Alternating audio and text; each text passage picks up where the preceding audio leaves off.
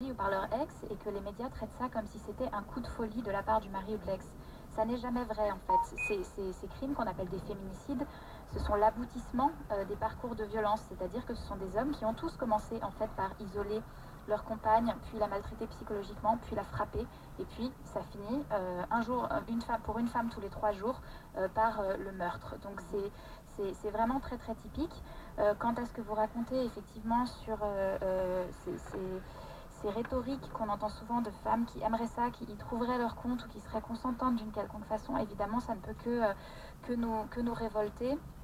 Et ça relève encore une fois de la formation des personnels accompagnants. Nous on milite pour des juridictions spécialisées qui accompagnent les femmes victimes de ces crimes. Pourquoi? Parce que en fait les phénomènes d'emprise dans lesquels sont prises ces femmes sont des phénomènes très complexes et qui sont difficiles à expliquer. Donc il faudrait des gens qui soient spécialisés là-dessus pour identifier les symptômes et avoir l'accompagnement adéquat pour ces femmes. Marie Alibert et Aurélie, je voudrais que vous restiez en ligne avec nous parce qu'on va avoir un autre témoignage qui nous arrive de la capitale. C'est Hélène qui est en ligne au 3210. Bonjour Hélène.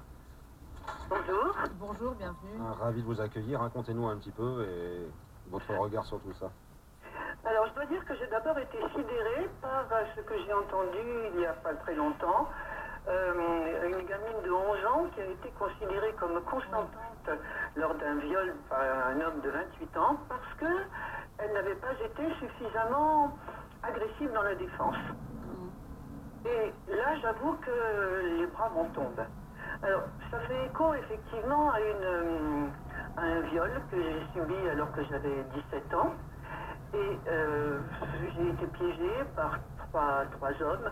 Et là, je me suis vite rendu compte que je n'avais pas beaucoup de chance de leur échapper. Donc, au lieu de nourrir cette violence et cette agressivité, eh bien, j'ai été passive et j'ai simplement attendu qu'ils aient fini leur affaire. Et ça a d'ailleurs assez bien marché parce que le troisième a été un peu décontenancé. Et ce que je voulais toucher là-dessus, c'est que j'ai eu depuis, j'ai maintenant 70 ans, j'ai beaucoup de témoignages de femmes.